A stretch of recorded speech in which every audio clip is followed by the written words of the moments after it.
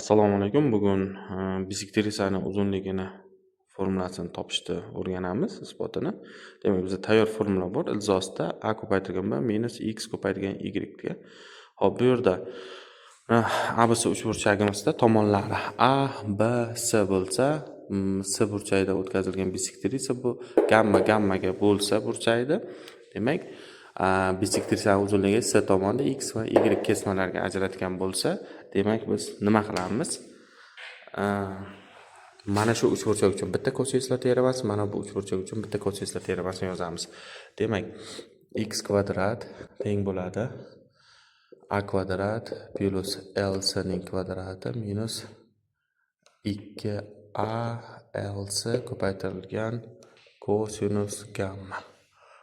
Bu yerdan y kvadrati teng bo'ladi b kvadrat plus lc ning kvadrati minus 2b lc ko'paytirgan kosinus gamma bo'ladi. Shundan kosinus gammalarni topib tenglashtirib yorsak, demak, bu yerdan kosinus gammamiz teng bo'lar ekan a kvadrat plus lc ning kvadrati minus x kvadrat taqsim 2a lc bo'ladi.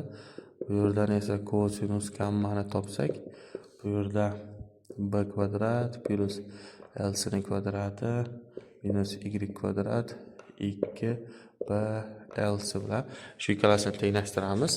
Demak, a kvadrat plus lc ning kvadrati minus x kvadrat taqsim 2a lc teng bo'ladi b kvadrat plus lc ning kvadrati minus y kvadrat 2b lc bo'ladi. Demak, lc lar ketadi, 2 lar ketadi.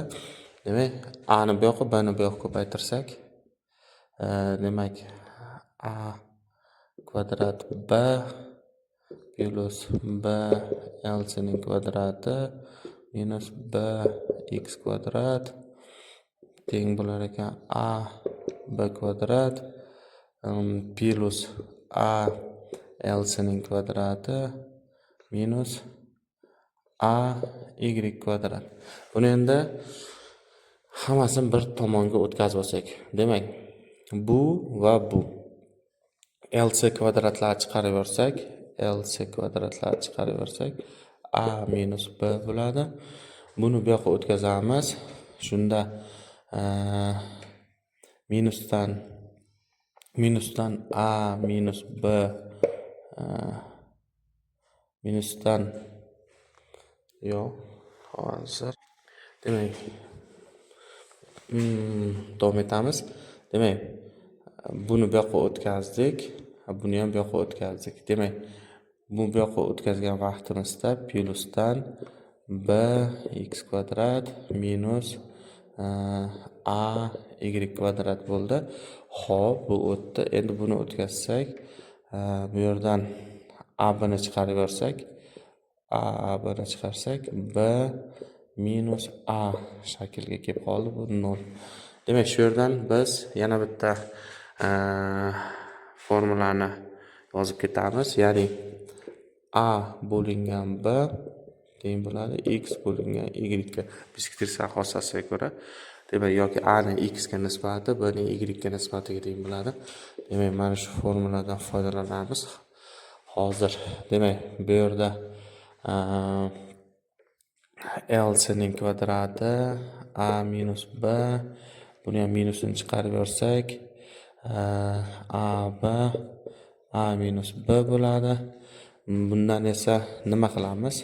Bundan plus b x kvadrat minus a y kvadrat bo'ldi. Teng 0. Demak, mana buni. Demak, a y teng b x ga. Demak, bu yerda a y ni o'rniga b x ni qo'yib beramiz. Shunda mana shu yerda b x kvadrat bo'lib turibdi. Minus a y ni o'rniga b x ni qo'ysak, b x ko'paytirilgan yana bitta y bo'ladi. Bundan ham b bilan x ni chiqarib bersak bo'ladi. Demak, lc kvadrat a minus b minusdan AB A minus B plus shu turibdi teng 0. Bundan bx ni chiqarsak x minus y bo'ladi. X minus y bo'ladi. Bx ni chiqardik. Plus bu yoqdan esa a minus b ni pakka chiqarib turamiz. Shunda LC ning kvadrati minus AB shaklda turibdi. Teng 0. Demak, mana shunday ifodaga keldi. Endi bizda bx ni o'rniga ay turibdi. Hozir shu yerdan demak, mana tomonda yozamiz a minus b. Bu yerda LC kvadrat minus AB. Buni bu yoqqa o'tkazsak bx y minus x bo'ladi. Bu yerdan x joyiga ay taqsim b ni qo'yib yuborsak x joyiga, shunda b ko'paytirilgan ay taqsim b ko'paytirilgan y minus ay